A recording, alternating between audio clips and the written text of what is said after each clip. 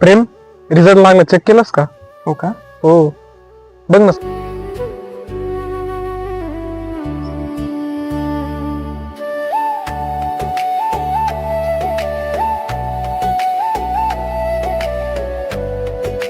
काय झालंय दादा? रिझल्ट लागलाय का? हो मी माणसाले हो दादा, मी अभ्यास तर खूप करतो, पण अभ्यास करता वेळेस माझं कॉन्सन्ट्रेशन लागत नाही आणि त्यामुळे मला पेपरमध्ये नीट आठवत नाही आणि त्यामुळे मला कमी मार्क्स पडतात. आता सगळं असं वाटतं की सगळं सोडून द्यावं, तर मला अभ्यास तर नीट वाटत नाही. दादा, तुमच्या सर्व प्रश्नांची उत्तर आहे आमच्याकडे. तर दादा आमची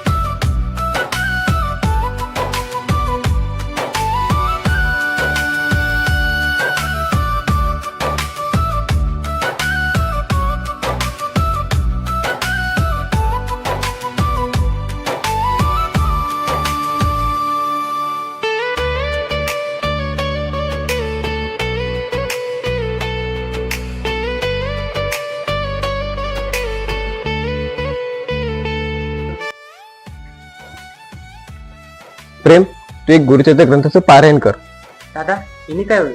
it just a divine book. Prem, it is not just a divine book, it is a scientific explanation of spirituality. ज्यावेळेस तू गुरुचरित्र ग्रंथाचं पारायण करतो त्यावेळेस तुझ्या ब्रेन मधील प्रीफ्रंटल कॉर्टेक्स नावाचा पार्ट ऍक्टिव्हेट होतो आणि हा पार्ट ऍक्टिव्हेट झाल्यामुळे तुझ्या अभ्यासामध्ये निर्णय घेण्याची क्षमता वाढीस लागते. तसेच ज्यावेळेस तू गुरुचरित्र ग्रंथाचं पारायण करतो त्यावेळेस आपल्या बॉडीमधील कॉर्टिसोल हा स्ट्रेस हार्मोन याची लेवल कमी होते. तसेच दादा, श्री गुरुचरित्र ग्रंथाच्या पारायणातील ओव्यांमुळे आपल्या ब्रेन मधील अल्फा वेव्स वाढीस लागतात. श्री गुरुचित्र पारायणाच्या नियमांमुळे तुझ्या शरीराला एक चांगली सवय लागणार लवकर उठण्याची. तुझ्या मोबाईलचा स्क्रीन टाइम पण कमी होईल आणि तुला त्याचा अभ्यासात खूप फायदा होईल. तसंच गुरुचरित्र पारायणामुळे प्लेसो इफेक्ट निर्माण होतो. त्याच्यामुळे काय होतं तर तुझ्या बॉडीमध्ये डोपामाइन आणि एंड्रोफिन नावाचे हार्मोन्स ट्रिगर होतात. त्यामुळे तुझा मानसिक त्रास कमी होतो.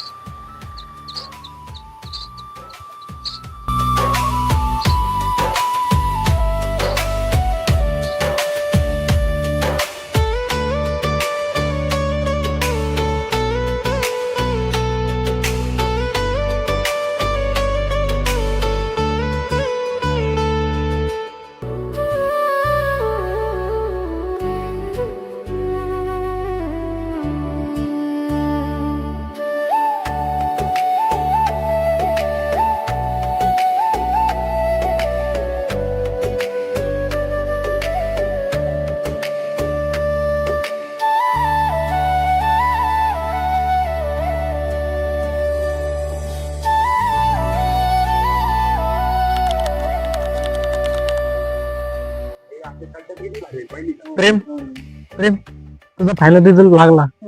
काय झालं? जाऊ दे प्रेम, काही नाही होत. कॉंग्रॅच्युलेशन प्रेम, क्वालिफाय झालास तू.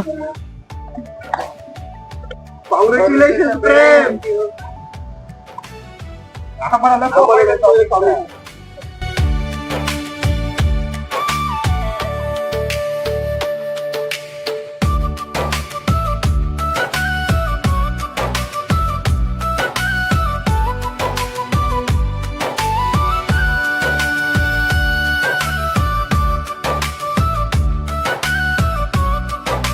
भिवू नकोस, मी तुझ्या पाठीशी आहे.